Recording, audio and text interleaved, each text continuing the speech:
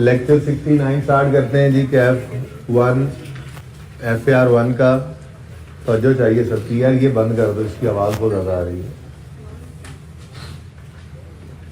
उधर से चला ले एक आधा इसे।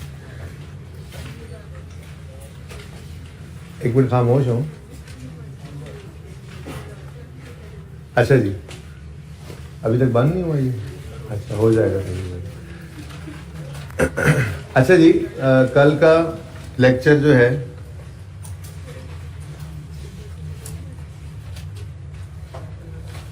उसमें होमवर्क के अंदर कल हमने क्लास में कौन सा क्वेश्चन किया था जी? उसके अलावा डिस्कस भी किया था XYZ, ऐसा ही है? अच्छा, तो और बैड आउटपुट डेट की डिस्कशन की थी। मैंने इस हैंडआउट के अंदर ना आपको अटैच कर दिया था वो जो डाटा हमारा था ना, मिल जाने चाहिए थे भाई। हैंडआउट्स में टाइम पे भेजा करें वकास, मैं जिस वक्त रात को भेजूं रात को फॉरवर्ड कर दे, ठीक है ना।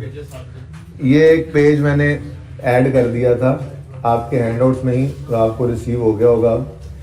इसके अंदर वही डाटा है जो आपको मैंने कल क्लास के अंदर लिखवाया था, तो ये इसी लेक्चर नोट के साथ अटैच कर दिया, ठीक है ना। वही डाटा है सेम, ये हैंड रिटन पेज है, इसको जो है वो अटैच कर दिया था मैंने इसके साथ, ठीक है ना।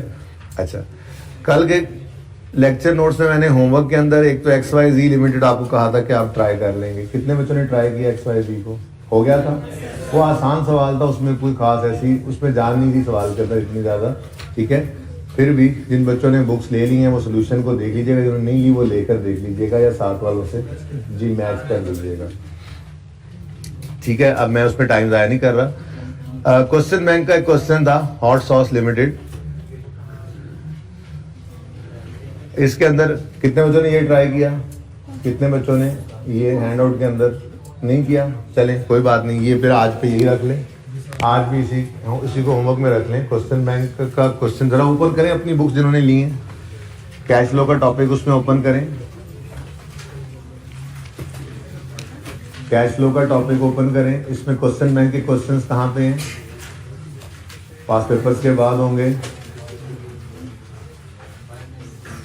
596 पेज पे, 596 पेज पे आए। कौन सा क्वेश्चन है जी वहाँ पे? जी सबसे पहला नहीं, आगे बढ़े, दूसरा कौन सा है? पेज नंबर 600 पे आए। हॉट सॉस ढूंढे, कौन सा क्वेश्चन बैंक है?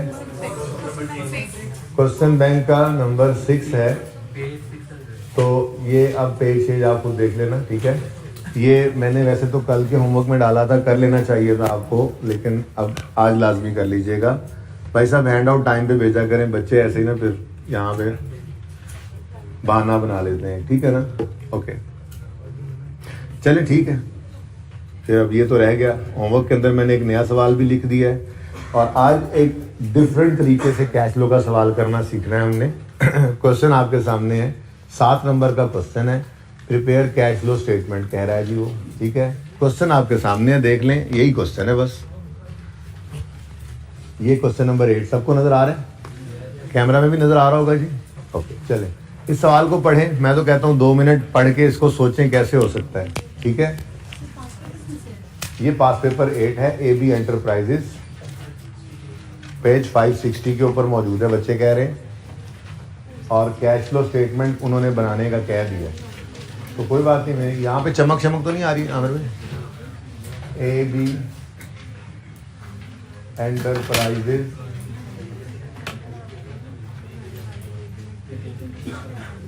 कैश फ्लो स्टेटमेंट कह रहे हैं जी, बना दें। स्टेटमेंट ऑफ कैश फ्लो नया नाम है इसका, एक बार स्टैंडर्ड में चेंज आई और चेंज करके उन्होंने कहा कैश फ्लो स्टेटमेंट में इसका नाम कर दो, स्टेटमेंट ऑफ कैश फ्लो। तो ये भी एक चेंज है। मैं फॉर्मेट बता रहा हूँ, आप छोड़ें, आप सवाल पढ़ें, आप देखें कैसे होना है सवाल। 2 मिनट आपको इसलिए दिए गए हैं। 30 जून 2013।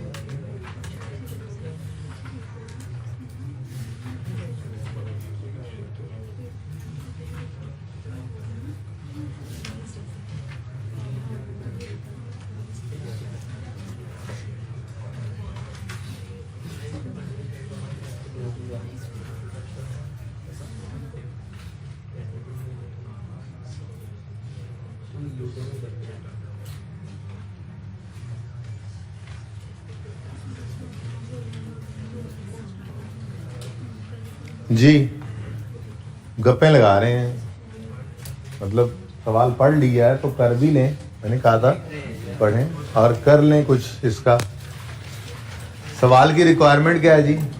Prepare cash flow statement. चलें आप रहने दें, बस जो करना था आप लोगों ने कर लिया, बस छोड़ें आप फॉर्मेट, मैंने बना दिया फॉर्मेट। तो देख लें प्लीज़, 7 नंबर का सवाल है, ऐसे भी सवाल आ सकता है, ठीक है? कैसे? A summary of revenue and expenses of AB Enterprises for the year ended 30 June 2013 is given below. Sales, cost of sales, GP, selling, general admin expenses, net income before tax, income tax और net income after tax आ रही। ऐसा क्या जी?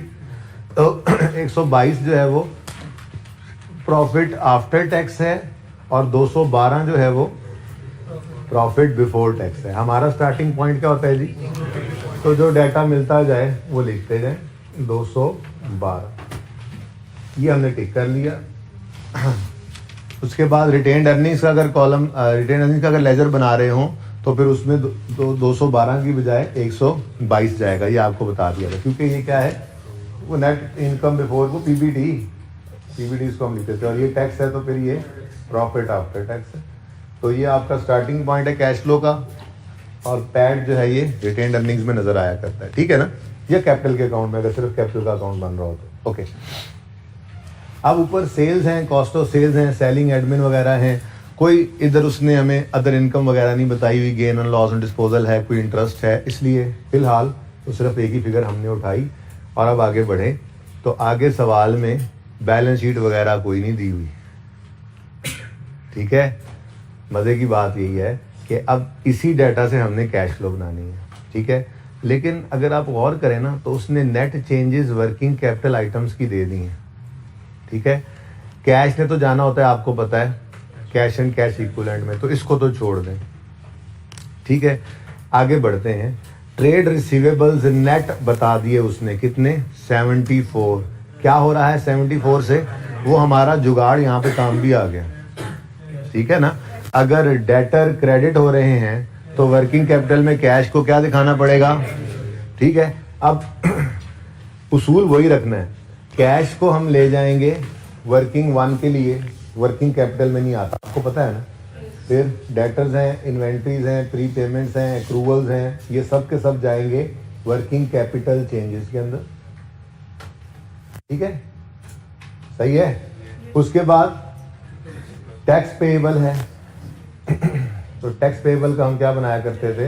Laser. तो इसका तो laser बनेगा। उसूल वही रखने हैं। सवाल में डाटा कम हो गया तो क्या हुआ? कोई नहीं, हिम्मत करेंगे, अल्लाह खैर करेगा, ठीक है? अब ट्रेड रिसीवेबल्स क्रेडिट हो रहे हैं तो मैं वर्किंग कैपिटल एडजस्टमेंट्स में आया तो मैंने यहाँ पर लिखा, जो नाम यहाँ पे लिखा हो वही लिख लिया करेंगे। ट्रेड रिसीवेबल्स नेट, हाँ जी, क्रेडिट हो रहे हैं तो कैश में डेबिट। ये तो मुफ्त के नंबर है भाई, पॉजिटिव के साथ आ गया, ठीक हो गया ये। आगे बढ़े, इन्वेंट्रीज डेबिट हो रही हैं 105 से। इन्वेंट्रीज का बढ़ना डेबिट होना होता है, ठीक है ना? तो कैश को नेगेटिव साइन के साथ शो कर दें, कुछ करना ही नहीं था, सब कुछ गिवन है इसमें। 105 प्रीपेड एक्सपेंसेस, प्री पेमेंट्स हैं। प्रीपेड एक्सपेंस ये एसेट होता है, एक्सपेंस प्री पे कर दे तो एसेट होता है, लायबिलिटी होता है? एसेट होता है ना? तो प्री पेमेंट एक एसेट क्रेडिट हो रहा है यानी कम हो रहा है, तो प्रीपेड एक्सपेंसेस कम हो रहे हैं, क्रेडिट, तो कैश को क्या कर दो? डेबिट। कितने से? 6 से। 1000 में कर रहा हूँ सवाल, ठीक है? उसके बाद एक्रूड एक्सपेंसेस, एक्रूड एक्सपेंस ये लायबिलिटी होती है। एक्रूड एक्सपेंस एक्रू हुआ है, पेएबल है, ठीक है? तो एक्रूड एक्सपेंसेस बढ़ रहे हैं, कम हो रहे हैं, डेबिट हो रहे हैं। डेबिट बढ़ना होता है, कम होना होता है। अच्छा, ये भी सोचने की जरूरत नहीं थी, बड़ा सुकून था। प्रीपे जो यहाँ पे डेबिट हो रहा है, दूसरा कैश को क्रेडिट ही करना होता है ना, ठीक है? तो एक्रूड एक्सपेंसेस डेबिट, तो कैश को क्या कर दो? क्रेडिट। कितने से? 15 से। और आखिर में रहेगा ये ट्रेड पेएबल्स, ये भी यहाँ पे फिट कर दो। ओके। ट्रेड पेएबल्स हाँ जी, ट्रेड पेपर्स क्या हो रहे हैं? डेबिट। तो कैश को कर दो क्रेडिट, कितने से? 90 से। सवाल में इंटरेस्ट पेड तो है कोई नहीं, डिविडेंड भी मुझे अभी तक तो नज़र कोई नहीं आया, बस एक टैक्स की फिगर ही रह गई है, सिर्फ ये निकल आए तो हमारा ये कंप्लीट हो जाएगा पोर्शन। ठीक हो गया? ये बात समझ रहे हो? अच्छा, अब गेम यहां से ऑन होती है, ठीक है, कि हमें टैक्स का लेजर बनाना है। इसको बड़े ध्यान से सबने देखना है। ये कोना नजर आएगा तुम्हें? अच्छा, ये जो मैं टैक्स का लेजर बनाऊंगा ना, ये एक लेजर 2013 में इसने बनवाया था, और फिर ये उसके बाद रिसेंट 2-3 अटेम्प्ट पहले, जो 4 अटेम्प्ट पहले इसने सवाल दिया, उसके अंदर उसने इसी बेस के ऊपर पूरा सवाल ही करवा दिया था। ठीक है ना? चलो कोई बात नहीं, देख लेते हैं। मैं जनाबे वाला टैक्स का लेजर बनाने जा रहा हूं, ठीक है जी। अब टैक्स पेएबल है, टैक्स क्या है जी? पेएबल है, और वो कह रहा है टैक्स पेएबल हुआ डेबिट, टैक्स पेएबल हुआ डेबिट, यानी कम। कितने से कम हुआ? 28 से। अब इधर देखो, एक होगा ओपनिंग पेएबल, एक होगा क्लोजिंग पेएबल। सबकी तवज्जो चाहिए मुझे। मैंने कहा जी ओपनिंग 0 था, क्लोजिंग 28 है। ऐसे ही होता है ना, बैलेंस शीट के अंदर जो ओपनिंग क्लोजिंग गिवन होते हैं, तो अगर डिफरेंस लेना हो तो ऐसे ही तो ले रहे होते हैं डिफरेंस। हम कहते हैं जी क्लोजिंग 28 है, अगर ओपनिंग 0 है तो ये क्या हो गया? लायबिलिटी। क्या है? टैक्स पेएबल एक लायबिलिटी है ना, तो हम कहते थे जी लायबिलिटी बढ़ गई, लायबिलिटी का अच्छा ही कम हो रही है, ठीक है, सॉरी जी, लायबिलिटी कम हो रही है, टैक्स पेएबल 28 से कम हुआ। जो ये डेबिट क्रेडिट नेट चेंजेस अगर बताएं तो ऐसे ही बताएंगे ना, डेबिट मतलब कम, तो इसका मतलब ओपनिंग में क्या था? 28, क्लोजिंग में हो गया 0। तो हम तभी कह सकते हैं ना कि ओपनिंग से क्लोजिंग तक आते आते 28 से लायबिलिटी कम हुई, तो डेबिट, लायबिलिटी कम होना डेबिट होता है ना।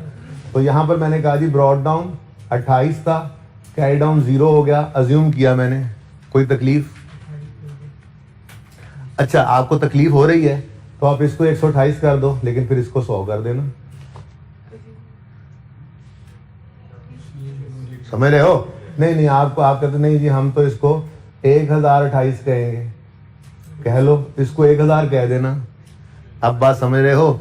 यानी जो मर्जी कर लो, इस फर्क को 28 रखना है। आपको जी नहीं हम तो इसको 10,028 कहेंगे, कर लो यार 10,028, इधर 10,000 कर लेना, यानी फर्क दोनों में क्या रहे? 28 का। ये बात समझ आई है?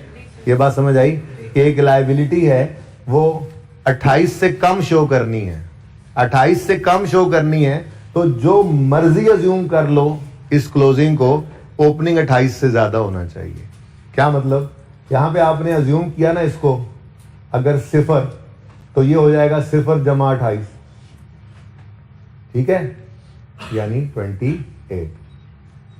ये समझ रहे हो बात?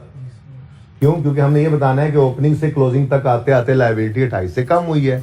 आप देखा नहीं यार, इधर ना हम इसको 100 अज्यूम करेंगे, हमारा दिल करता है हम जब भी अज्यूम करें कोई चीज 100 अज्यूम करें, तो ठीक है 100 प्लस 28 128 कर दो, बात तो वहीं पे रहेगी। यहाँ पे 100 आ जाएगा, यहाँ पे 128, चेंज तो फिर भी 28 का ही रहना है। ये मेरी बात समझ आई है? ये कितने बच्चों को समझ आ गई ये बात? किसको नहीं आई ये बात समझ?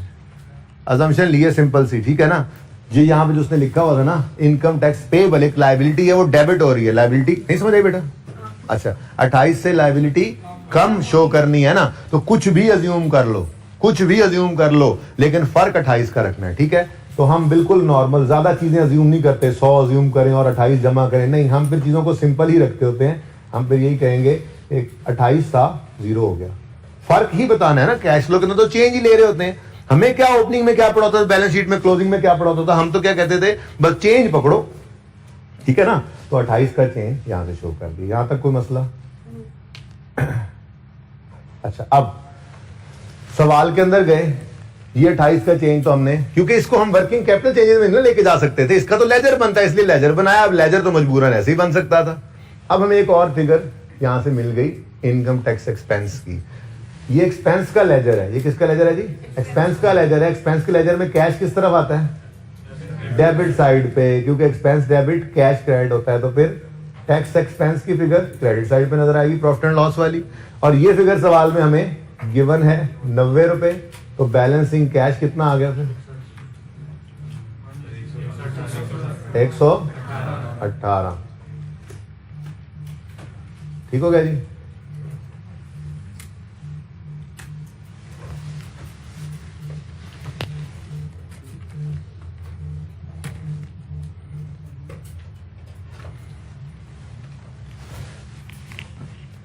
ये कैश क्या है, ये टैक्स पेड है। क्या है जी, टैक्स पेड कितना 118 नेगेटिव हो गया।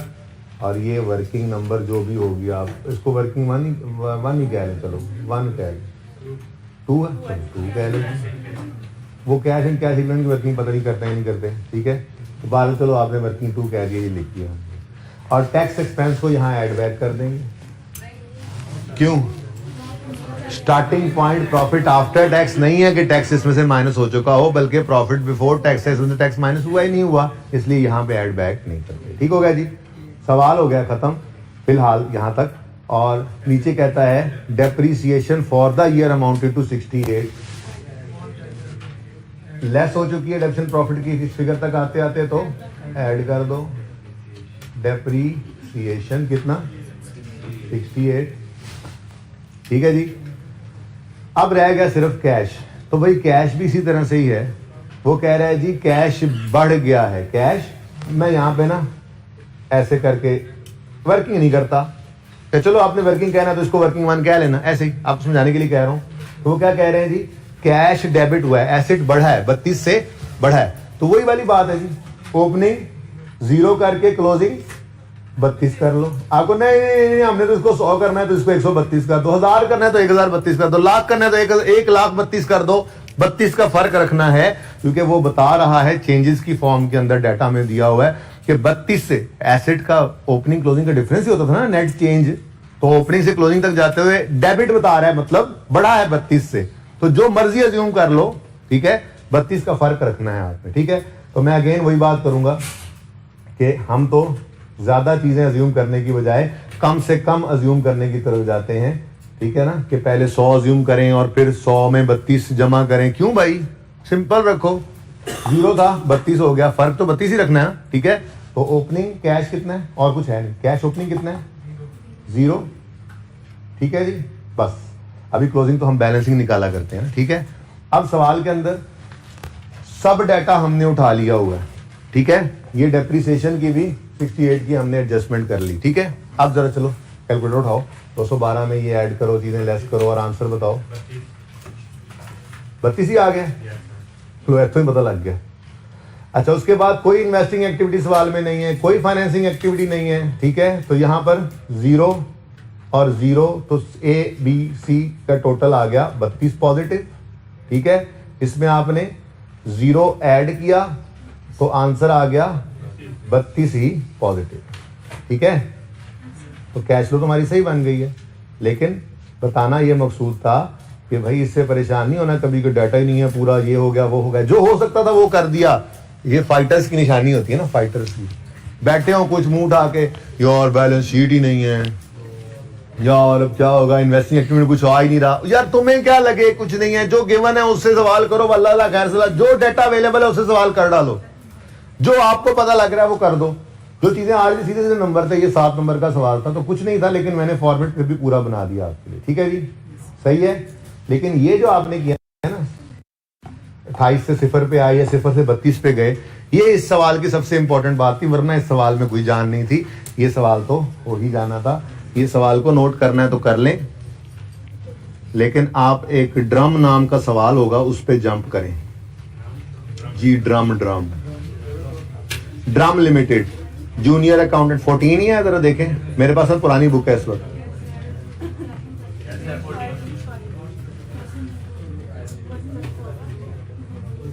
रिक्वायरमेंट चेक करो जी इसकी।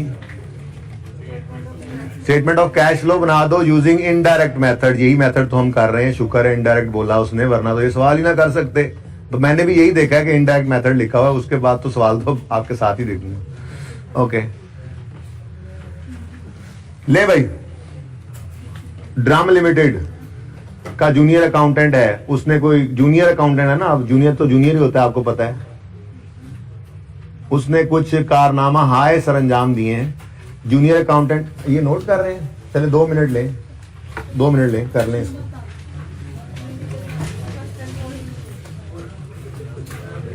क्वेश्चन 14 ड्रम लिमिटेड,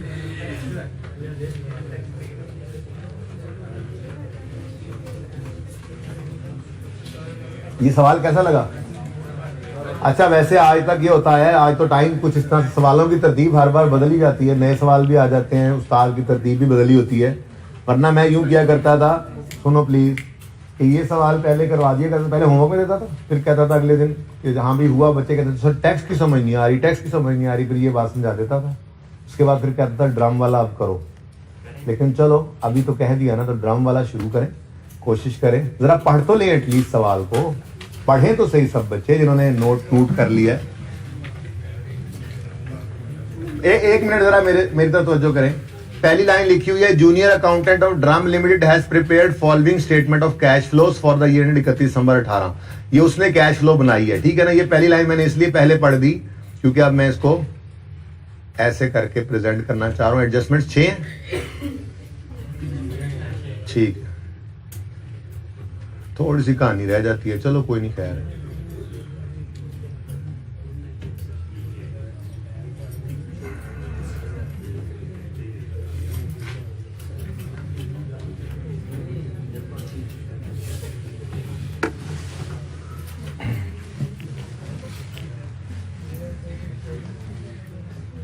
सवाल पढ़ें और तब तक मैं फॉर्मेट बना लूं, वो सवाल पढ़ने दें बच्चों को।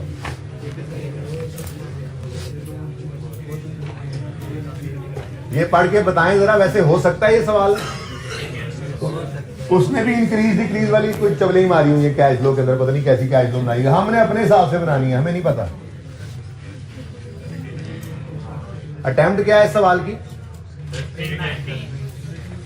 पहले 13 में छोटा सा वो काम करवा के फिर 19 के अंदर पूरा सवाल ही उस बेस पे बना दिया, चेक करो। मैं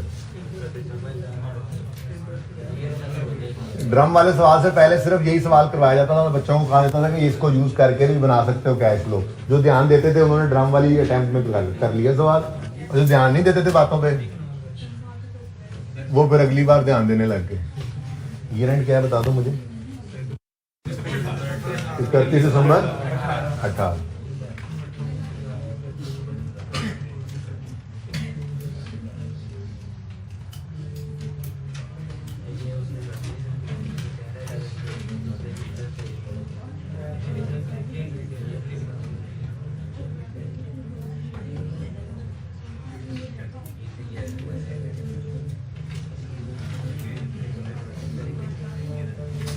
बुक दिखाना, मैं सोल्यूशन देख लूँ कितनी लाइनें जोड़नी है, ऐसी ना हो।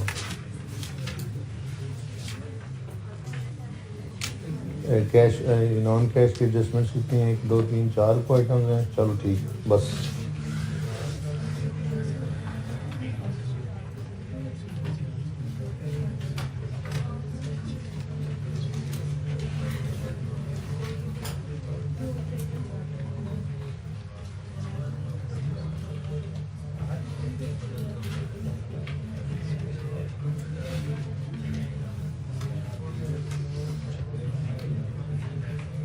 जी पढ़ लिया सवाल कि पढ़ रहे हैं अभी? पढ़ लिया सर।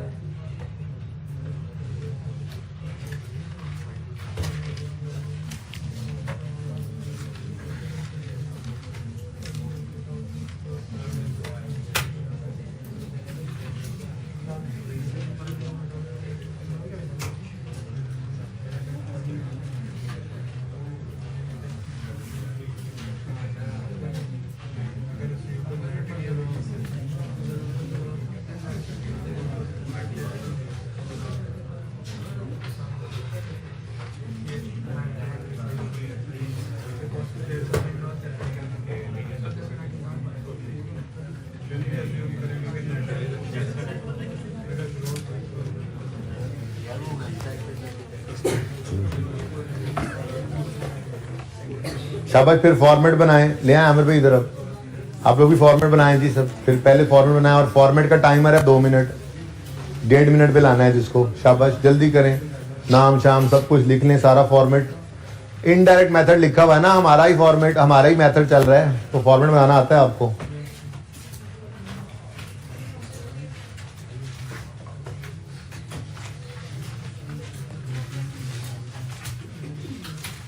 अच्छा ठीक है।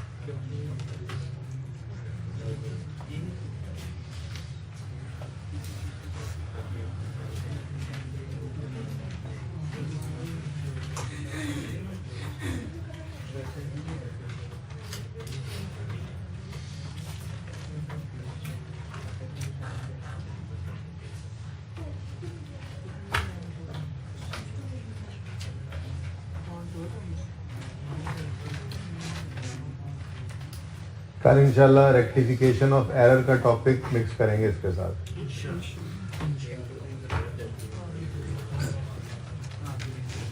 पता नहीं क्या है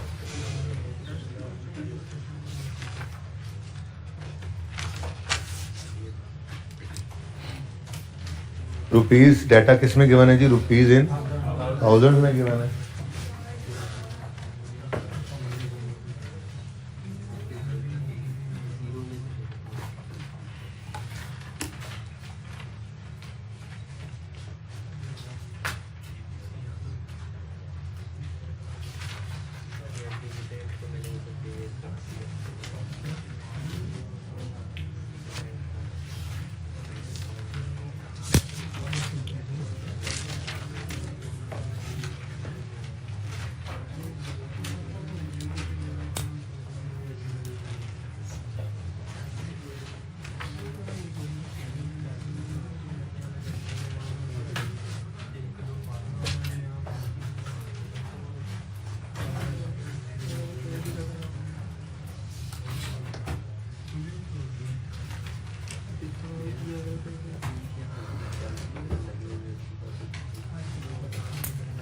बन गया format?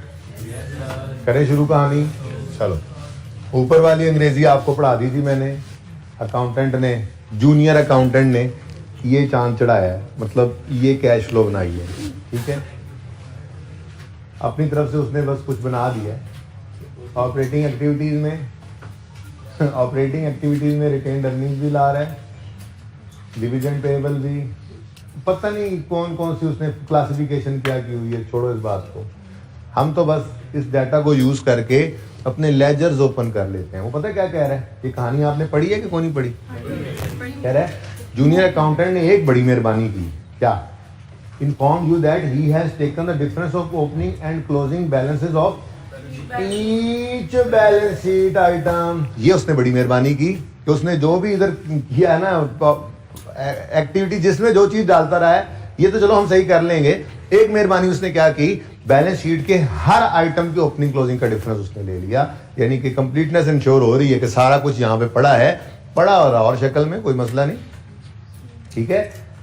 And classified each under difference as either operating, investing और फाइनेंसिंग। नजर आ रहा है।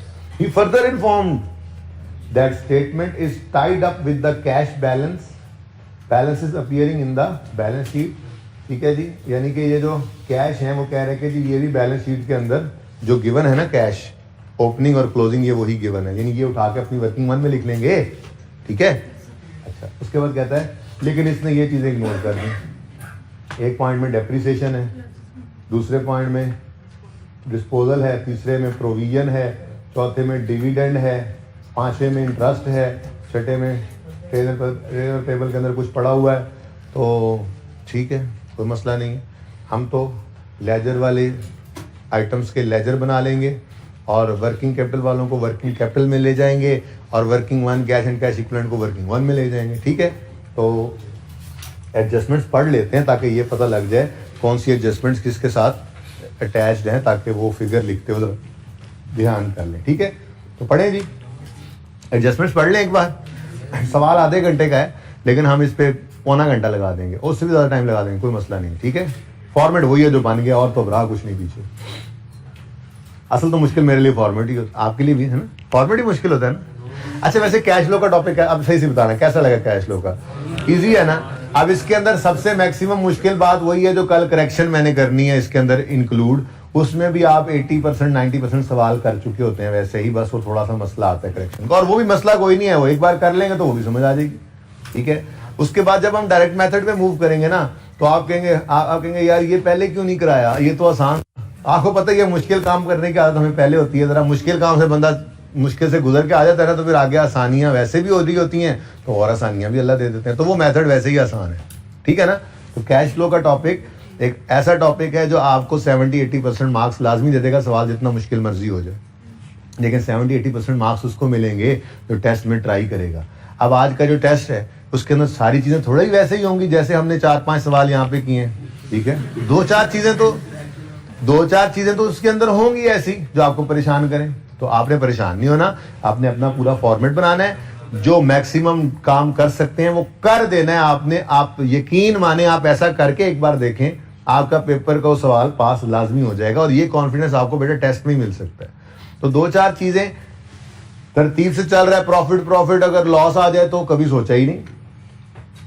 बात समझ रहे कि नहीं समझ रहे? ठीक है ना, तो ऐसे कुछ डिफरेंट, को थोड़ा सा डिफरेंट हो जाए तो परेशान नहीं हो जाना होता। ठीक है, आपको नहीं पता जी कि इन्वेस्टमेंट प्रॉपर्टी कैसे डील होती है, इसमें हो रही है देख लेंगे आप, इस तरह इसमें हो रही है, नहीं इसमें नहीं हो रही, हाँ होमवर्क वाले सवाल के अंदर आप उसको देखेंगे, तो चीजें 1-2 एडजस्टमेंट्स डिफरेंट हो जाती हैं। आप उन पे फोकस ना किया करें, रिकरिंग नेचर की चीजें देखें जो हर सवाल के अंदर आप कर रहे हैं। पीबीटी उठा के ले जाते हैं आप, कभी पीबीटी मिस हो जाए, हो सकता है सवाल में मिस हो। ठीक है, इसमें इसकी बात कर रहा हूं। ठीक है, हो सकता है सवाल के अंदर पीबीटी मिस हो, ठीक है, और पैट गिवन हो या पैट मिस हो, पीबीटी गिवन हो, टैक्स निकाल कर कहीं से हमने लाना हो, कुछ भी हो सकता है। तो आपने सवाल में फाइट पुट अप करनी है। आप जो ड्यू टाइम है, 15 नंबर का सवाल है, इंटू 1.8 अगर कर दें, अगर तो जितना टाइम बनता है वो टाइम आप ईमानदारी से उस सवाल के ऊपर लगा दें, वो सवाल आपको पासिंग मार्क्स दे देता होता है। ठीक है ना, कोशिश करेंगे ना इंशाल्लाह। चलें वापस आए। एडजस्टमेंट 1 है, depreciation on building and equipment amounted to 480 and 810 respectively. लगता है बिल्डिंग और इक्विपमेंट अलग अलग है, हाँ, लैंड एंड बिल्डिंग का अलग लेजर बनना है और इक्विपमेंट का अलग बनना है। ठीक है, अच्छा कोई बात नहीं। During the year N equipment costing 560 having book value of 310 was sold. ये पीस ऑफ केक एडजस्टमेंट थोड़ा ही है ये। अच्छा, थर्ड है, प्रोविजन वाज इंक्रीज्ड बाय 140। अगर ऊपर नेट डेट पड़े हुए तो हम छलांगे लगाते हुए अपना काम कर लेंगे, अगर ग्रॉस हुए तो फिर परेशानी की बात है। ठीक है, number 4, dividend amounting to 700 was paid during the year. और मुझे कहीं नजर नहीं है डिविडेंड पेएबल भी है, लेजर बनेगा पेएबल का। अच्छा, ऐसा भी तो हो सकता है। अब देखो कोई कहानी किस तरह जा रही है, सवाल पूरे में प्रॉफिट नजर नहीं आया, लेकिन देखो कहानी किस तरफ लेके जा रहा है सवाल, कि डिविडेंड पेड की फिगर दे रहा है आज, जो हम हमेशा निकाला करते थे। डिविडेंड का लेजर बनना है, ओपनिंग क्लोजिंग उससे आने हैं, पेड की फिगर दे रहा है तो वहां से डिविडेंड की फिगर निकलेगी जो रिटेन्ड अर्निंग से कॉलम से आती थी, लेजर से आती थी। इस दफा डिविडेंड पेएबल से वो निकल आएगा, उसको ले जाएंगे रिटेन्ड अर्निंग से उसमें लेजर में, ओपनिंग क्लोजिंग वहां से लेकर डिविडेंड निकाल के वहां से पैट निकल आएगा, और टैक्स कहीं से निकलेगा तो उससे पीबीटी निकलेगा, तब कहीं जाके हमारा पीबीटी आएगा। तो भाई कभी कभी उलट भी चलना पड़ सकता है। आप बस अपनी बेस को पकड़े रखें, फॉर्मेट बना हुआ है, काम करते जाए, जो नजर आ रहा है आपको खुद ही सवाल गाइड करता जाएगा कि किस तरफ लेके जाना है उसने आपको। ठीक है ना, चलें next. Interest and tax for the year, interest and tax expense दे रहा है वो। ठीक है, इन दोनों के तो लेजर बनते होते हैं ना, एक्सपेंस दे रहा है, पेड की फिगर्स यहां से आ जाएंगी, लेकिन ये एक्सपेंस आ गया तो आपको अगर पैट मिल जाए तो टैक्स एक्सपेंस भी मिल जाए तो आप पीबीटी पे पहुंच सकते हैं ऐसे। ठीक है, लास्ट है trade and other payables as at 31 December include 950 for purchase of land and building. क्या मतलब, लैंड एंड बिल्डिंग परचेज किया होगा तो उसके पैसे नहीं दिए होंगे, तभी तो ट्रेड एंड अदर पेबल्स पे लायबिलिटीज के अंदर ये शामिल है। लेकिन फिक्स एसेट्स को खरीदना हमारे ऑपरेशंस का पार्ट नहीं होता डेली के, ये कभी कभार फिक्स एसेट का खरीदना बेचना कभी कभार वाली बात होती है। तो इसलिए इसको ऑपरेशंस वाले कैपिटल आइटम चेंजेस के सेक्शन से दूर रखना है, तो हमें इसको चेंज इसको जरा एडजस्ट करना पड़ेगा। ये तो हम 2 दफा कर चुके हैं। अब क्वालिटी एंटरप्राइजेज में 2 दफा हुआ था, कल वाले सवाल के अंदर भी दो एडजस्टमेंट्स आई थी, ठीक है, इसमें एक आ रही है। ट्रेड एंड पेबल्स कहाँ पड़े हैं, ये कहाँ गए हैं, ये ठीक है, इसके साथ यूँ लिख दो एडजस्टमेंट नंबर 6, ताकि जब इस पे पहुंचे ना तो इसको डायरेक्ट लिखने की बजाय वर्किंग में लिख लें। बस ये सवाल पहले पढ़ने का फायदा होता है। कुछ बच्चे मुझे कहते हैं सर आप कहते हैं 2 दफा सवाल पढ़ें, फिर करने का तो टाइम नहीं बचता। मुझे नहीं लगता ऐसी बात कभी हो सकती है। आप 2 दफा सवाल पढ़ें, तीसरी बार वो प्लान हो चुका होता है, सवाल करने में टाइम भी कम लगता है। पढ़े बगैर शुरू कर दें, एंड पे जाकर मतलब लगेगा अच्छा यार ये बात पहले पढ़ी होती तो सवाल और तरह से होना था, अब सारा गलत हो गया, चलो काटो दोबारा शुरू करें। ठीक है ना, तो भाई 2 दफा कम से कम सवाल पढ़ना है, और इसमें कोई टाइम जाया नहीं होता, उल्टा आपका क्वेश्चन प्लान हो रहा होता है। अब आपने एक बार सवाल पढ़ा, फिर दूसरी बार पढ़ा, तो आपके दिमाग के अंदर वैसे ही उसका स्केच बन गया है, अब वो तेजी से हो जाएगा सवाल। ठीक है ना, कोशिश किया करें, टेस्ट में अप्लाई करेंगे इन सारी चीजों को तो आईके के पर्चे में कर सकेंगे। जो आता है कर दो, आगे चले जाओ। टेस्ट में अप्लाई करोगे तो इतना कॉन्फिडेंस होगा कि आईके के पर्चे में ये करो, वरना बैठे होगे मुंह उठा के वहां, फिर कहोगे अगली बार बाबा सारी बातें मानूंगा आपके साथ। ठीक है, शुरू करें जी। एडजस्टमेंट्स पढ़ ली हमने, चलो अब अपने पुराने रूल्स पे वर्किंग कैपिटल आइटम वाली चेंजेस वाली चीज है वो वहां पे ले जाएंगे, वर्किंग वन वाली चीज है वर्किंग वन में ले जाएंगे, लेजर वाली चीज के लेजर बना लेंगे। डाटा यही है बस, बैलेंस शीट इनकम स्टेटमेंट आ जाओ, वैसे नहीं गिवन, कोई बात नहीं। ये ट्रेलर दिया था, पूरी किस्त देख लें आप। हमें नहीं पता उसने जो हेडिंग्स को दफा करो, दूर करो उनको, ठीक है ना। हमने बस ये पकड़नी चीजें कौन कौन सी गिवन है। रिटेन्ड अर्निंग्स लेजर बना करता था, तो हम लेजर बना लेंगे। वो कह रहा है रिटेन्ड अर्निंग्स में इंक्रीज है, पहले लेजर तो बना ले। Number 2 retained earnings. अच्छा जी, अब रिटेन्ड अर्निंग्स बड़ा ही इंपॉर्टेंट लेजर है आज, वैसे मुझे अंदाजा हो गया इस सवाल को पढ़े, क्योंकि कहीं पे प्रॉफिट नहीं गिवन, यहीं से निकलना है। ठीक है, अच्छा तो देखो, अब रिटेन्ड अर्निंग्स की नेचर क्या है, क्रेडिट, तो उसमें इंक्रीज आ रहा है, यानी opening increase in retained earnings, मतलब रिटेन्ड अर्निंग्स बढ़ रही हैं। अब बढ़ने का मतलब क्या है कि बैलेंस शीट जो अगर गिवन होती, जो जूनियर अकाउंटेंट के सामने थी ना, उसमें रिटेन्ड अर्निंग्स में इंक्रीज आया, उसने डेबिट क्रेडिट की परेशानी में भी आपको नहीं डाला। वो क्या कह रहे हैं, इंक्रीज आया है कितना, 1360, यानी ओपनिंग 0 अज्यूम करो, क्लोजिंग 1360 लिखो, तो इसका मतलब क्या है, इंक्रीज बाय 1360। क्यों इधर 100 अज्यूम करेंगे, 1000 अज्यूम करें और फिर उसको ऐड करें, 0 अज्यूम करो, ऐसे ही किया ना टैक्स का लेजर। ठीक है, तो भाई रिटेन अर्निंग से लेजर बन रहा है। ओपनिंग कितना है 0, क्लोजिंग 1360। ठीक है, सही है ना। हम तो डिफरेंस को ही लेना है, डिफरेंस यही निकलता है, तो आप जो मर्जी कर लें, 1000 लाख करोड़ लिख लें यहाँ पर, बस दरमियान में 1360 का डिफरेंस जरूर रखिएगा ओपनिंग क्लोजिंग में, यानी ओपनिंग कम हो क्लोजिंग से, तभी तो यूं कह सकता है वो कि इंक्रीज इन रिटेन अर्निंग। वो ये तो कह रहा है कि ओपनिंग क्लोजिंग बैलेंसेस का मैंने डिफरेंस ले लिया है। डिफरेंस देखो उसने क्या बताया कि जी रिटेन अर्निंग में इंक्रीज आया 1360 का, मतलब इधर आप करोड़ भी ले लो तो यहाँ पे 1 करोड़ 1360 लेना, ठीक है ना, बस 1360 से बढ़ाना है। ठीक है ना, सही है, तो हम 0 ही लेंगे। ओके, चलें आगे, तरतीब समझ आ गई। नेक्स्ट क्या है जी, डिविडेंड पेएबल लायबिलिटी है, डिविडेंड पेएबल। थर्ड लेजर बन गया जी डिविडेंड पेएबल का। ये कल परसों ज़बानी बताया था, इसको कल बताया था, ठीक है, यूज हो जाएगा आज।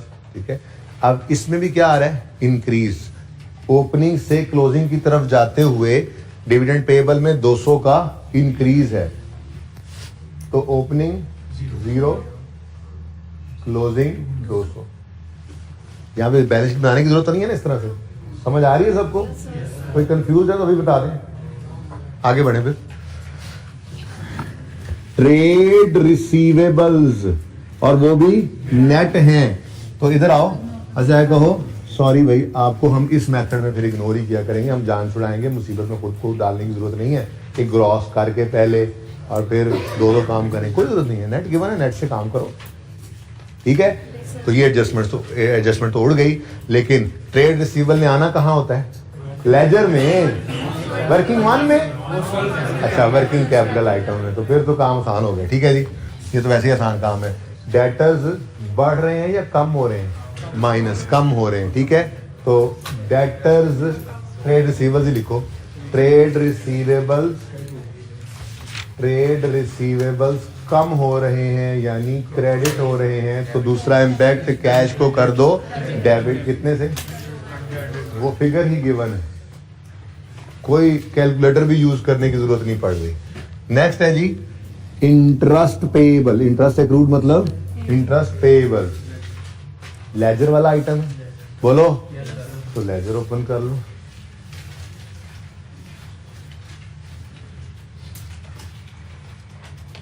इंटरेस्ट एक्सपेंस का लेजर ओपन करो और पेएबल है जी, और वो कह रहा है जी कुछ ओपनिंग क्लोजिंग हमने लिखना है। वो क्या कह रहा है जी? इंटरेस्ट पेएबल में इंक्रीज आया है, यानी 50 से बड़ा है, यानी स्टार्ट में 0 होगा तो 50 पे पहुंच गया ना, ठीक है। तो ओपनिंग 0, क्लोजिंग 50। मैं तो कहता हूँ जरा देख लो एक बार सारे लेजर्स ओपन होते हुए, फिर 1-2 मिनट लेके खुद से ही कर लेना, जरा इजी हो जाएगा काम। साथ साथ क्या नोट करने पे लगे हुए हो। ये चारों आइटम्स हो गए जी। उसके बाद है जी land and building. Land and building ledger वाला आइटम है, तो नंबर 5 क्या 100 माइनस हो गया। ट्रेड रिसीवेबल इंक्रीज हुआ था। ट्रेड रिसीवेबल में इंक्रीज है, ठीक है। ट्रेड रिसीवेबल बढ़ गए, डेबिट तो कैश क्रेडिट। अच्छा सॉरी जी, क्या चीज बना? लैंड एंड बिल्डिंग लिखा भाई। एक्यूमुलेटेड डेप्रिसिएशन तो अवेलेबल नहीं है, इसलिए अलग से अवेलेबल नहीं है ना सवाल के अंदर। अवेलेबल होती तो अलग बना लेते हैं, नहीं अवेलेबल तो उसको बुक वैल्यू पे बना लेंगे, ठीक है। अब वो क्या कह रहा है जी? इंक्रीज हुए हैं लैंड एंड बिल्डिंग, कितने से?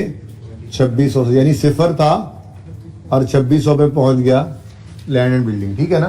तो ओपनिंग 0, क्लोजिंग 26, ऐसे ही होगा ना, ठीक है। तो ओपनिंग 0, क्लोजिंग 2600।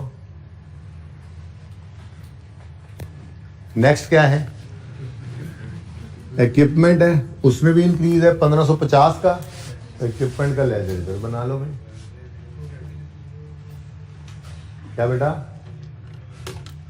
क्या बोल रहा है? दवाई ली है इसने आज? ओके। Opening 0, closing 1550। ठीक हो गया। चलें आगे। इन्वेंट्री है, इन्वेंट्री वर्किंग कैपिटल आइटम में जाना है और डिक्रीज हो रही है यानी क्रेडिट, ठीक है। तो इन्वेंट्री क्रेडिट डिक्रीज है ना, इन्वेंट्री क्रेडिट, हम अपना क्रेडिट लिखते हैं तो फिर पॉजिटिव साइड के साथ कितना है? 400। फिगर्स भी गिवन है, मुफ्त के नंबर, कितना आसान सवाल। टैक्स पेएबल, लेकिन इसका तो हम लेजर बनाते हैं, ठीक है। तो टैक्स पेएबल का लेजर बना लेते हैं।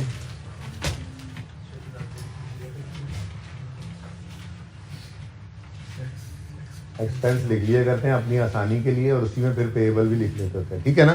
तो एक्सपेंस का लेजर, एक्सपेंस लिख लिया ऊपर, लेकिन ये लायबिलिटी ही इसके इसी के अंदर ही लायबिलिटी भी आएगी। तो पेएबल है ओपनिंग और क्लोजिंग में भी, ठीक है जी। अब देखते हैं वो क्या क्या रहा है। टैक्स पेएबल में डिक्रीज आया है 60 का, यानी यूं कह लूं मैं 60 था 0 हो गया, तभी तो 60 का डिक्रीज आया ओपनिंग क्लोजिंग का जो उसने डिफरेंस लिया है, ठीक है।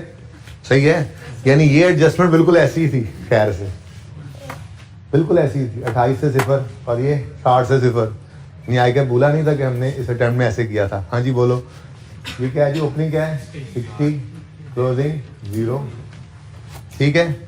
Next, share capital and premium इकट्ठा दे दिया उसने तो अच्छी बात है यार, हम भी इकट्ठा कर देंगे। अलग अलग भी रखे तो दोनों से कैश ही निकलता है ना, इकट्ठा कर दो बस, ठीक है। शेयर कैपिटल एंड, मैं भी सोच रहा था शेयर कैपिटल कोई नहीं है उसको यार, कैसे बिजनेस चल सकता है, आ गया वो रिटेन अर्निंग्स अलग से कर दी थी ना उसने। तो share capital and premium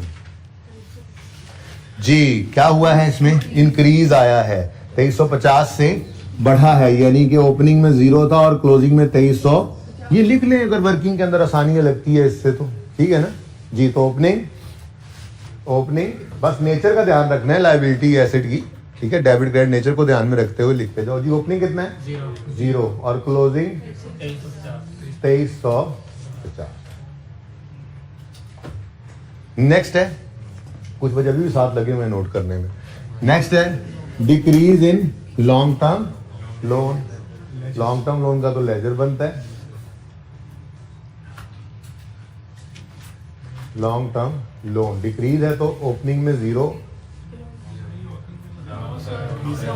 decrease है लॉन्ग टर्म लोन में 1000 का डिक्रीज है, मतलब ओपनिंग 1000 क्लोजिंग 0 ज्यूम करो, ठीक है ना। 1000 से कम ही शो करनी है तो 0, सॉरी वही 1000 और कैरी डाउन 0, यानी कि रीपे हो गया लोन।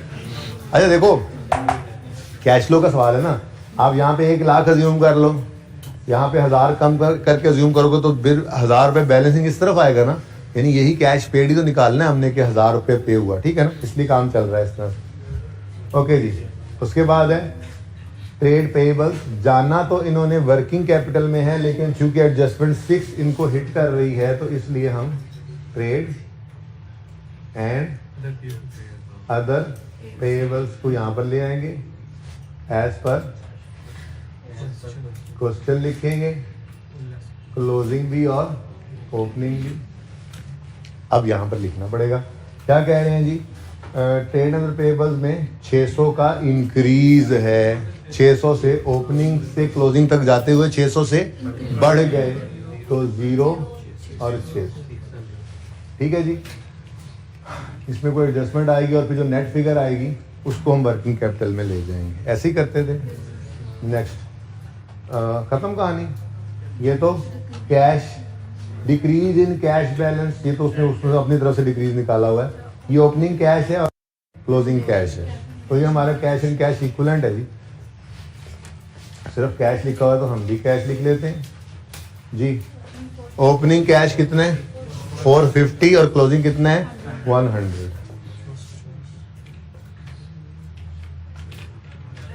उलट लिख जाऊँ, अच्छा, ओपनिंग 450 और क्लोजिंग 100, ठीक है जी। नहीं, सवाल का डाटा पूरा हुआ, अब आप लोग भी ये डाटा लिख लें खुद से नोट बोर्ड से ना देखें, शाबाश जल्दी करें, बस एडजस्टमेंट 10 मिनट के अंदर सवाल फड़क जाना है। पहले दिल किया ये सवाल टेस्ट में दूं, फिर मैंने कहा ऐसे ही बच्चे मारेंगे मुझे कि अच्छा भला हमें लग रहा होता है टॉपिक हमें बिल्कुल ही आता है, तो फिर मैंने वो सवाल ऐसे ही दे दिया जो हमने किया हुआ है जिस तरह का। हाँ, चेंजेस तो होती हैं, नई चीजें तो होती हैं, आपको पता है, मजा तभी आता है ना। पता नहीं, मेरे ख्याल में 15-16 नंबर का सवाल है, 10 नंबर से किसी के नंबर कम हुए ना तो उसकी खैर नहीं, मैं बता रहा हूँ, एक ही क्वेश्चन है, हाँ? कैश फ्लो का ही है। IS8 में भूल गया डालना, कोई बात नहीं, नेक्स्ट टेस्ट में डाल देंगे। IS8 तो बाकी जल्दी करो, सवाल खत्म करो, वो IS8 की थोड़ी सी थ्योरी पढ़ के जरा, जो 2-4 लाइनें रह गई थी वो पढ़ लें जरा जल्दी से, जल्दी करो। बस 10 मिनट में सवाल खत्म करना है।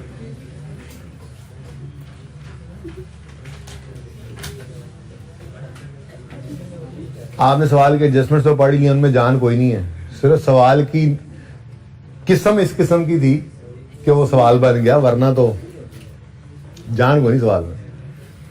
अच्छा जैसा मर्जी सवाल देख रहे हो आप, आधे से ज़्यादा सही हो रहे हो, बस ये खुशी की बात है। टेस्ट में भी ऐसे ही हो, 10 से किसी के नंबर कम हुए ना, 16 का बोला तो है, 8 वाला पास होगा लेकिन 10 से नीचे वाले की खैर नहीं है, कुड़ियां होन या मुंडे होन, करार वाकई सजा दी जाएगी। समझे आई कैप का पर्चा है बस, अगर इसमें 10 से ऊपर नंबर आ गए तो समझे पास है इंशाल्लाह। ये ऐसे जोर लगाना है आपने, दिल लगा के देखते जाएं हम, मैं देखता जाऊंगा आप करते क्या हैं। अच्छा पता लगे टेस्ट ही दे।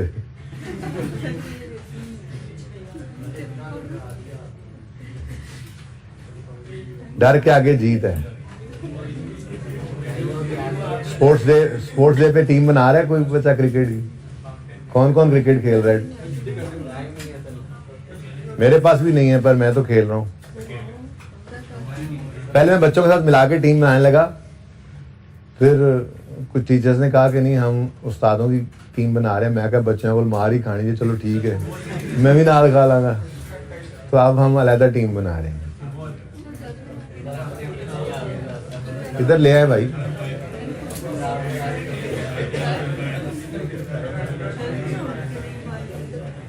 क्लासेस तो होंगी ना? पता नहीं, पूछ लें।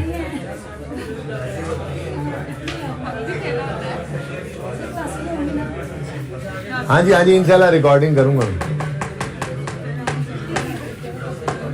प्लीज बस कर दें, आप लोगों का टाइम नहीं था क्रिकेट खेलने का, जबान चलाने का है। इधर आ जाइए जी, ये कहानी मैंने बता दी थी। Adjustments please. Depreciation on building 480 है और डेप्शन ऑन इक्विपमेंट 810 है। डेप्रीसिएशन कितनी है जी? बिल्डिंग 480 और इक्विपमेंट की 810। अच्छा अब एक बात आपको तकलीफ देगी। क्या हुआ? क्या कह रहा है? दवाई नहीं ली इसने आज, मुझे लग रहा है। कौन था हैं यार? देखो मैंने तुम्हें कहा भी जिगर ध्यान रखा करो इन सारे पठानों का। ये दवाई सिवाई जिससे दवाई लेनी थी क्यों नहीं लेके आया वो? अजीबो गरीब। अब अच्छा सुने जी, सुने प्लीज एक तकलीफ आपको हो सकती है अब, ठीक है? वो ये कि लैंड एंड बिल्डिंग के लेजर में डेप्रिसिएशन है। भाई बिल्डिंग भी तो पड़ी है ना। अब लैंड डेप्रिशिएट नहीं हुआ, कौन सा डेप्रिसिएशन आपने निकाली है कि आपको कह रहे हो कि जी मैंने इस फिगर के ऊपर डेप्रिसिएशन लैंड की भी कैलकुलेट कर ली होगी? तो बस डेप्रिसिएशन उसने निकाल कर दे दी है, उसने बिल्डिंग पर ही की होगी कैलकुलेट। टेंशन ना लें आप, सवाल कोई गड़बड़ ना कहे तो खुद से गड़बड़ की तरफ नहीं चल पड़ते। अब लेजर है जो लैंड एंड बिल्डिंग का इकट्ठा, तो ठीक है इकट्ठा कर दो। डेप्रिसिएशन इसमें बिल्डिंग की है, उसने क्लियरली लिखा था डेप्रिसिएशन बिल्डिंग की, तो इसी लेजर के अंदर आएगी, मसला नहीं है। लेकिन एक काम कर लें, मुफ्त के नंबर माफी नहीं मिलेगी। जिसने मुफ्त के नंबर भी टेस्ट के अंदर छोड़े, मुफ्त के नंबर तो ले ही लें। डेप्रिसिएशन कैलकुलेट हो गई, कैलकुलेटेड है, लिख ली, इसको यहां पे भी लिख लें। ठीक है मैंने माना अभी पीबीटी की फिगर आपके पास नहीं है, कोई बात नहीं यार। पीबीटी की फिगर लिखे बगैर यहाँ पे नंबर नहीं मिलने, जो फिगर यहाँ पे पहुंचेगी उसके नंबर। तो ऐड,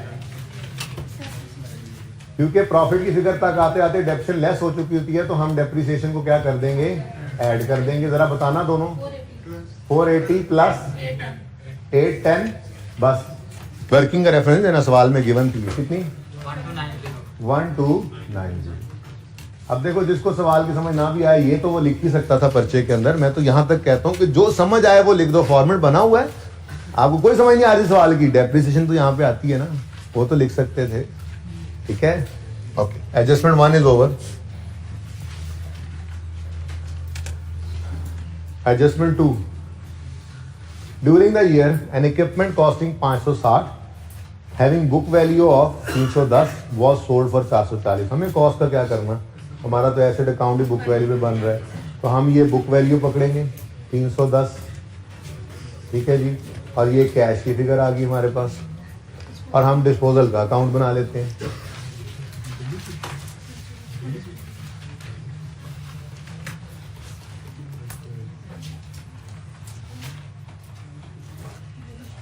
डिस्पोजल है इक्विपमेंट का। अब इक्विपमेंट का अकाउंट बुक वैल्यू पे है, तो यहाँ पे डिस्पोजल की भी बुक वैल्यू ही निकालोगे, और वो बुक वैल्यू सवाल के अंदर गिवन है 310। क्रेडिट करो इक्विपमेंट अकाउंट से, डेबिट कर दो डिस्पोजल के अकाउंट में। एक्यूमुलेटेड ऐसे तो सवाल ही पैदा नहीं होता, फिर जरूरत ही नहीं है। ठीक है, और कितने का बेचा? 440। तो कैश डेबिट डिस्पोजल क्रेडिट 400। 310 वाली चीज 440 की बिक गई, तो गेन आया 130। Profit disposal debit profit loss credit, तो गेन आ गया 130 का। अब मैं तो कहता हूँ सवाल ये खत्म हो गया, ये सवाल कह रहा हूँ, ये अकाउंट कंप्लीट हो गया है, तो ये वाले नंबर भी ले साथ के साथ। जो लेजर कंप्लीट हो जाए ना, उसके नंबर वहीं पे ले लो, एंड तक वेट ना करो। ये कंप्लीट हो गया ना, तो इसको ले जाओ, जो कुछ इसका लेके जाना है जहाँ जहाँ, ठीक है ना। बाकी लेजर्स कुछ छोड़े हुए हैं हमने, कोई मसला नहीं है। तो ये गेन एडजस्टमेंट्स में हम रिवर्स करेंगे। अगर एक्सपेंस है तो आते आते लेस हो चुका है, ऐड कर देंगे। अगर इनकम है तो आते आते ऐड हो चुकी है, प्रॉफिट तक लेस कर देंगे, यानी कि रिवर्स करना है हमने इसको। और कैश को इन्वेस्टिंग एक्टिविटीज में लेंगे, तो गेन है प्रॉफिट की फिगर तक आते आते ऐड हो चुका है, तो लेस कर देंगे। Gain on disposal of equipment working number 11 कितना? 130 माइनस हो गया। और इन्वेस्टिंग एक्टिविटीज में आके आपने लिखा सेल प्रोसीड फ्रॉम, हाँ चलो एक ही बात है, cell proceed from disposal of equipment. ये सवाल में गिवन था 440 इनफ्लो, ठीक है। Adjustment 2 is also over. 3 तो है भी नहीं, 3 तो है ही नहीं, समझे, ठीक है। 4 ये परसों इंशाल्लाह हम डायरेक्ट मेथड शुरू करेंगे ना, तो ये 3 एडजस्टमेंट सबसे अहम बन जाया करेगी। पर परसों तो आने दो, परसों तो अभी दूर है 2 दिन। Okay, dividend amounting to 700 was paid during the year. Dividend payable का लेजर है, कैश ने इस तरफ आना होता है, आपको पता है, क्योंकि कैश की एंट्री होती है dividend payable debit cash credit, और ये डिविडेंड जो रिटेन्ड अर्निंग में से आता है उसकी एंट्री होती है retained earnings debit dividend payable credit, ऐसा ही है ना। तो कैश की फिगर उसने हमें दे दी कितनी? 700। लेकिन इसको इधर लेके जा सकते हैं। अब ये पेड की फिगर है ना, पेड की फिगर ये इधर बैलेंसिंग निकला करती थी, और फिर ये पेड की फिगर में इधर जाना होता है, तो ये तो हम साथ के साथ इधर भी लिख सकते हैं। ये नंबर क्यों छोड़े? डिविडेंड पेड लेना है ना, यहाँ पे पेड की फिगर तो दे दी है उसने, ठीक है। Okay, adjustment 5, interest and tax expense for the year amounted to 378 and 650 respectively. ये क्या है जी? इंटरेस्ट एक्सपेंस, और ये क्या है? Tax expense. दोनों के लेजर बने हुए हैं, जाके इनको लिख दें। एक्सपेंस का लेजर है, इस तरफ तो कैश आता है, एक्सपेंस डेबिट कैश क्रेडिट, तो टैक्स एक्सपेंस ने इधर आना है। एक्सपेंस का लेजर है तो कैश डेबिट साइड पे आएगा, एक्सपेंस डेबिट कैश क्रेडिट, तो फिर इंटरेस्ट एक्सपेंस इधर आना है, ठीक है। हाँ भाई, इंटरेस्ट एक्सपेंस 378 है, टैक्स एक्सपेंस 650 है। इतना आसान सवाल, कितना जी? 378, और यहाँ पे 650। एडजस्टमेंट पूरी हो रही हैं अभी तक। लास्ट एडजस्टमेंट है जी, trade and other payables as at 31 December 18, closing की बात हो रही है। 18 पे खड़े हैं ना हम, ठीक है। Includes 950 for purchase of land and building. अब क्या हो सकता है, मैं क्या कर सकता हूँ? Less payable for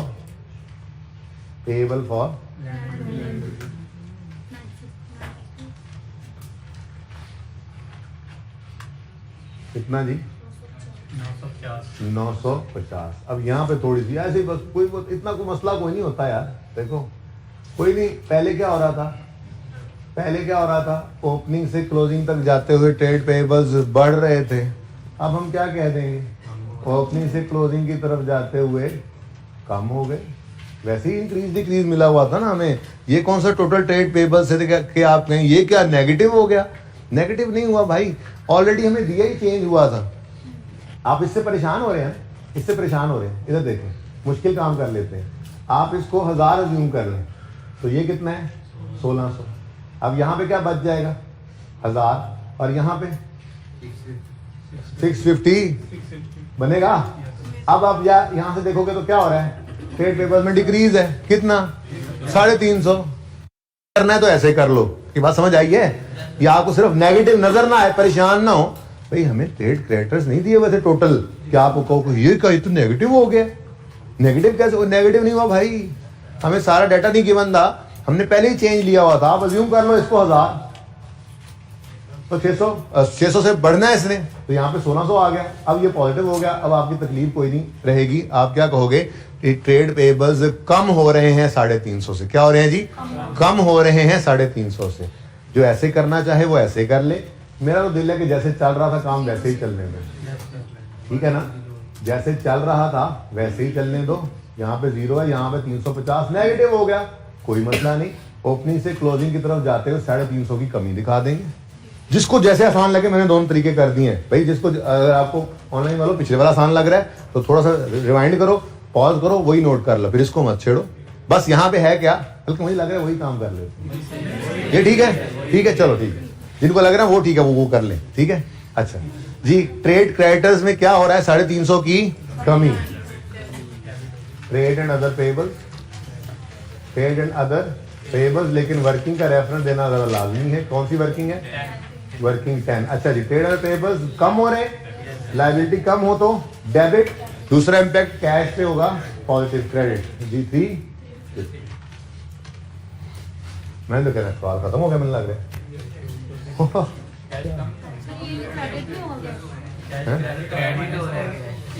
liability debit, हाँ कैश क्रेडिट होना है। अच्छा जज्बाती हो गया था, सवाल खत्म हो गया। अच्छा, ऐसी कोई गलती छोटी सी हो जाती है पर्चे में और कैश फ्लो टैली नहीं होती, तो इसलिए कहता हूँ बार बार टैली करने नहीं बैठना पर्चे में। ऐसी गलती जैसे मुझसे हुई गलती, हालांकि मैं पढ़ा रहा हूँ आपको, आपने मुझे उस्ताद बनाया हुआ है, लेकिन मुझसे भी गलती हो गई ना। अब पर्चे के अंदर आपको 3 घंटे में बहुत सारे प्रेशर्स में ऐसी कोई छोटी मोटी गलती हो जाती है। अब कैश फ्लो टैली नहीं होगी। अब अगर आप उसको ढूंढने बैठो तो मैं तो कहूंगा 1-2 मिनट में कोई टोटल देख लो, नहीं मिल रहा तो छोड़ो और आगे चलो। वो 1 नंबर की गलती है, लेकिन सही करने ढूंढने बैठे ना तो फिर समझो 10 से 12 मिनट लगा दोगे, 15 मिनट भी लग जाते हैं। अब अगले सवाल के आसान 10-12 नंबर उस 10-15 मिनट में मिल जाया करते हैं। यहां से वो 1 नंबर छोड़ो यार, जो मिलने थे नंबर मिल गए। ऐसी छोटी मोटी गलती को वैसे भी बैलेंस टैली नहीं हो रहा होता। टैली ना हो, सिर्फ एक टोटल को एक दफा देख लो, 1-2 मिनट में कुछ समझ आती, कोई चीज मिस तो नहीं हुई, नहीं नजर आ रहा, ठीक है यार जो नंबर मिलने थे इसमें से मिल गए। अब मैं बैठ के इसको सही कर भी लूं तो 1-1.5 नंबर बढ़ जाएगा। वो 10-12 मिनट आगे लगाता हूँ, अगले सवाल में से 10-12 नंबर मिल जाने। हर सवाल के आसान नंबर मौजूद होते हैं जो थोड़े टाइम में ज्यादा मिल जाते हैं, ठीक है ना? और सही है। चलिए जी, सवाल हो गया खत्म। अब रिटेन अर्निंग से कॉलम जो है ना जी, ऐसे बस खाली खूली पड़ा है। चलो कोई बात नहीं, इसमें क्या आया करता है? प्रॉफिट आफ्टर टैक्स आता है और डिविडेंड आता है। लेकिन आज 2 क्वेश्चन मार्क्स है। एक क्वेश्चन मार्क हो ना, बंदा बैलेंसिंग निकाल लेता है फिगर। चलो अल्लाह मालिक, यहाँ पे बैलेंसिंग फिगर इस तरफ आ रही है 900। अब फिर ये क्या होगा? डिविडेंड टेबल में इजाफा, क्रेडिट क्या होता है? डिविडेंड मजीद आने से इजाफा होता है ना। तो ये आ गया हमारे पास बैलेंसिंग फिगर। अब एक उम्मीद की किरण जागी, हमने कहा जी ये 900 है कि जो डिविडेंड इस दफा रिटेन अर्निंग से निकला होगा। यहाँ पे हमने फौरन आकर लिखा स्टेप 2 में 900 यहाँ पर लिखा, पहले यहाँ से निकला ये बैलेंसिंग फिगर। फिर हमने कहा जी ये वर्किंग नंबर 3 से हमें मिला है 900। अब सवाल तो खत्म हो चुका है और कोई बोनस इशू की बात नहीं कर रहा, कोई ट्रांसफर की बात नहीं कर रहा, कोई सरप्लस की बात भी नहीं कर रहा। तो बस यही चीजें हैं, नॉर्मल चार्ज होती हैं, ठीक है। अब बैलेंसिंग फिगर यहाँ से निकल आएगी 2260। लो जी 2260 जाके यहाँ पे लिख देंगे। ये तो प्रॉफिट आफ्टर टैक्स है, हमें प्रॉफिट बिफोर टैक्स चाहिए वहां के लिए। चलो सब्र करो, कुछ तो मिल गया, बाहर टैग तो मिल गया, चलो ठीक है। अब आगे बढ़ते हैं। मैं मार्कर जरा बदल के आता हूं। क्या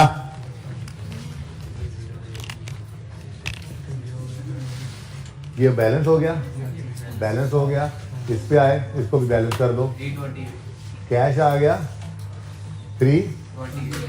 ये इंटरेस्ट एक्सपेंस को रिवर्स कर दो नॉन कैश में, और इंटरेस्ट पेड को माइनस कर दो नीचे। यही सीखा था। प्रॉफिट की फिगर तक आते आते इंटरेस्ट एक्सपेंस माइनस हो चुका होगा, तो ऐड कर दो। ये सवाल में गिवन था कितना? 378, और हमने कैलकुलेट किया 328। ये 328 यहां पे माइनस कर दो वर्किंग नंबर 4 में। सामने नहीं आ रहा, बात समझ तो रहे हो ना? ओके, समझदार तो आप लोग बड़े हो, पर मैनू ये तसल्ली नहीं होनी। ठीक हो गया। Next, land and building, ledger complete, data complete, सवाल कंप्लीट। तो फिर बैलेंस फिगर किस तरफ आ रही है? तो एडिशन हुआ है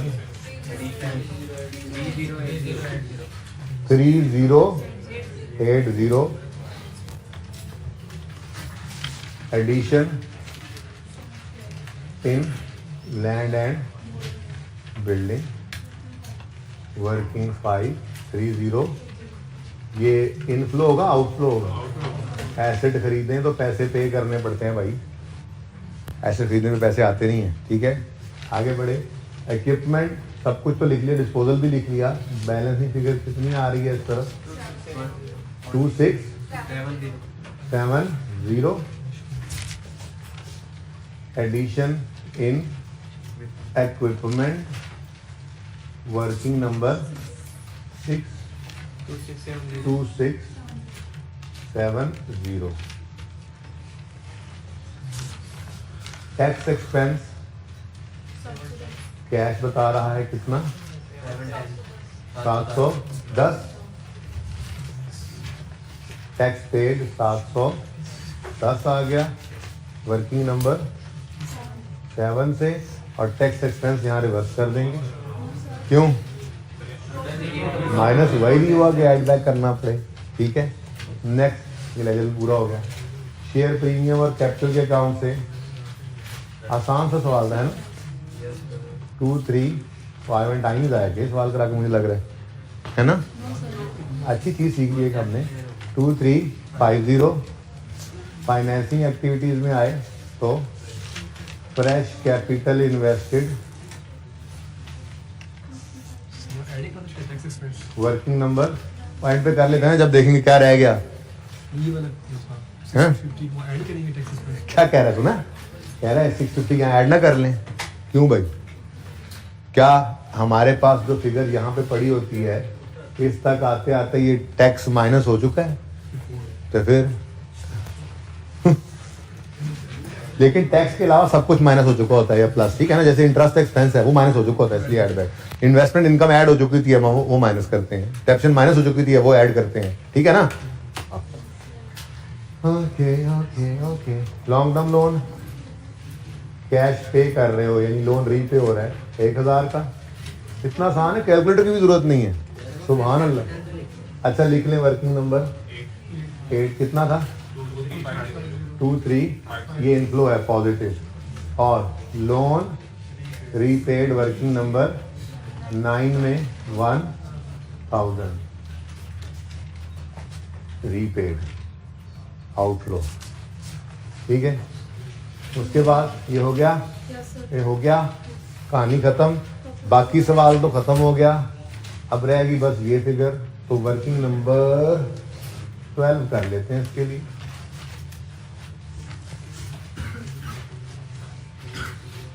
मेरे पास गिवन कोई नहीं है पीबीटी, पर खैर से मुझे टैक्स एक्सपेंस भी गिवन है सवाल में, और प्रॉफिट आफ्टर टैक्स मैं वैसे निकाल चुका हूं सवाल के अंदर।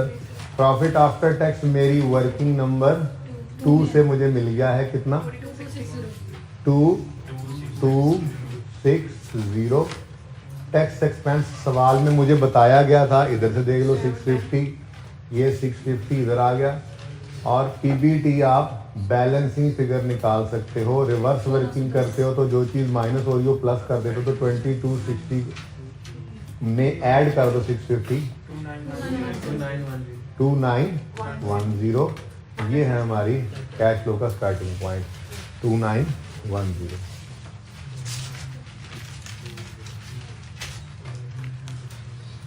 ठीक हो गया जी। चलो भाई टोटल करो अब जल्दी करो जरा। आइए सेट को भी चखना है थोड़ा सा। टोटल करो मुझे नहीं पता, टोटल करो। 2 positive 2660 positive 53 negative Yes, sir.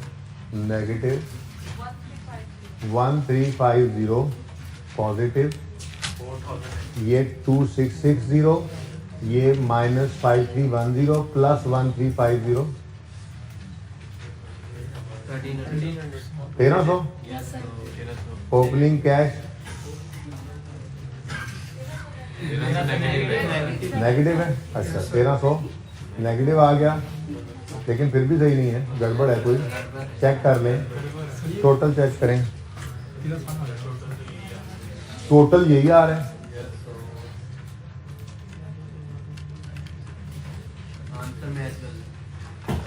खोल लें जी, मैं देख लेता हूँ। बुक ही दिखा दें मुझे यार, कौन जाके खोले।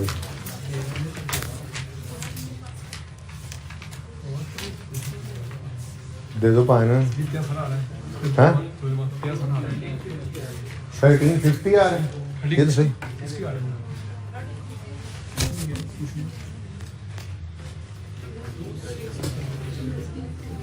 अच्छा वो प्रोविजन सोल्यूशन को परेशान होना, प्रोविजन अलग है। प्रोविजन में इंक्रीज 140 पॉजिटिव आ रहा है और नीचे 240 नेगेटिव आ रहा है, तो हमने वो नेट कर दिया था। 140 पॉजिटिव और 240 नेगेटिव, ये नेगेटिव 100 होता है, ये ठीक है। मुझे चेक करने दो। 4360, हाँ लैंड बिल्डिंग में क्या मसला है। 2130 आता है, इक्विपमेंट ठीक है और सब सही है। ये सिर्फ लैंड बिल्डिंग के अंदर चेक कर लो जरा दोबारा इसको। ओह आई स्किप्ड भाई, मिस हो गई ये बात। हमने कुछ इक्विपमेंट, ये लैंड बिल्डिंग जो खरीदा था, देखो भाई मुझसे भी मिस हो गया, यही कह रहा हूँ। अब एंड पे आगे क्या होना है, सिर्फ एक फिगर सही होनी है, तो सारे नंबर तो मिल चुके हुए हैं, ठीक है ना। लैंड एंड बिल्डिंग उधर बना हुआ है। वो कह रहा था जी कुछ लैंड एंड बिल्डिंग ना हमने खरीदा है इस साल, जो कि उधार पे खरीदा है, तो इसलिए कैश तो ये नहीं आ सकता ना, सारे का सारा पैसे दे के ही ना खरीदा, कैश आउटफ्लो नहीं हुआ, ठीक है। वो कितना था 950 से लैंड एंड बिल्डिंग डेबिट, पे for land and building credit 950 से। यहाँ पे हमने लिख दिया लैंड एंड बिल्डिंग, ये क्या है जी, payable for land and building, ठीक है जी। मिस हो गया, साथ ही कर देना चाहिए था, ठीक है। ओपनिंग कितना पेएबल था, कोई नहीं था। क्लोजिंग में कितना पेएबल आने लग गया 950, यही तो लेजर का ओपनिंग क्लोजिंग यहाँ से माइनस किया हुआ है, ये ओपनिंग और ये क्लोजिंग, ठीक है ना, ये यहाँ पे आ गया। लेकिन इस लिखने की वजह से यहाँ पे जो हमने लिखा, ये कुछ हमने अभी उधार पे खरीदा है, तो फिर बैलेंसिंग कैश सारे का सारा ना आंदा, तो कैश इसलिए गलत हो गया था। बोलो 21, ये बात समझ आ गई है वैसे। बात आसान थी, बस मिस होगी उस वक्त, साथ ही कर देनी थी। मैंने कहा करते हैं बाद में, बच्चा ना परेशान हो, उल्टा ही पड़ गया जी। 4360 जी, 3 पॉजिटिव नेगेटिव। नीचे वाला अच्छा ये कितना है 1350 पॉजिटिव और ये 50 नेगेटिव। अच्छा देखो इधर, ऐसे ही ना कल वाला जो सवाल था उसके अंदर रिसीवेबल की बात उसने की थी, तो रिसीवेबल का लेजर भी ऐसे ही बन सकता है कि हमारा 1800 अभी तक रिसीवेबल है, तो आपने यूँ लिखना था ओपनिंग रिसीवेबल कोई नहीं है, फिर कुछ रिसीवेबल 1800 इस दफ़ा आया, वो जो डिस्पोजल के अंदर रिसीवेबल आ रहा है, तो क्लोजिंग में रिसीवेबल आ रहा है। इस तरह का लेजर बना, ऐसी एडजस्टमेंट है तो लेजर बना दिया करो। तो हमने क्या किया था, हमने एज पर क्वेश्चन जो गिवन था ना उसमें से लेस कर दिया था इस रिसीवेबल को, तो वैसे लेस किया था जी 0 माइनस 1800, ठीक है ना। ये बिल्कुल ऐसी एडजस्टमेंट थी, मैंने कहा था दोनों को कंपैरिजन में करवा दूंगा लेकिन मैं भूल गया। तो देखो अब सिर्फ एक फिगर चेंज हुई है, क्या फर्क पड़ा सोल्यूशन के ऊपर, ठीक है, माइन्यूट सा फर्क। इसलिए अगर देखते हो पता लगे तो ठीक है, 1 मिनट का काम था, नहीं पता लगे तो सारा सवाल देखना पड़ा, 1-2 मिनट लगाए, नहीं पकड़ में आ रहा बात काम के जी कैसे बैलेंस हो रहा है, छोड़ो और आगे चलो, ठीक है ना। बहरहाल ये हमारा कौन सा सवाल था कल रिसीवेबल जिसमें आ रहा था 13, कौन सा वाला, नाजिर, ठीक है ना। इसके अंदर लेजर बना देना चाहिए था, कल मैंने जाते हुए शायद कहा था कि लेजर बना के समझा दूंगा, ठीक है ना, ऐसे लेजर बनना था। बिल्कुल इसी तरह से यहाँ पे वो कह रहे हैं कुछ उधार पे लैंड बिल्डिंग खरीदा था, तो land building debit, payable for land building credit, opening कुछ था नहीं, क्लोजिंग में आ गया, ठीक है। यही ओपनिंग क्लोजिंग माइनस कर दिए हमने, जैसे यहाँ पे ये रिसीवेबल था, ओपनिंग क्लोजिंग ये हमने माइनस कर दिए थे रिसीवेबल्स में से, ठीक है ना, सही हो गया। चल अच्छा जी, अब टाइम तो खत्म है, एक नजर इधर देखें जरा एक दफा सिर्फ। होमवर्क मैंने जो लिखना था वो लिख दिया। होमवर्क में आपका है टेक्सला लिमिटेड और कल वाला उधार पूरा कर लेना, हॉट सॉस।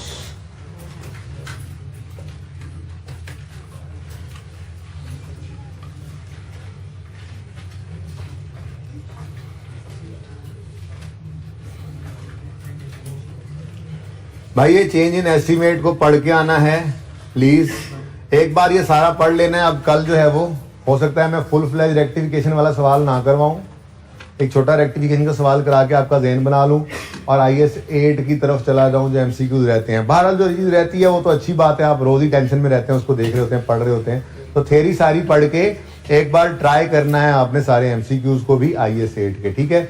इंशाल्लाह वो मेरे एंड पे जो पेंडिंग है वो मैं कर दूंगा उसको पूरा। फिलहाल तो आपने ये कैश फ्लो के 2 सवाल करने हैं और थ्योरी पढ़नी है, ठीक है। जिंदगी तो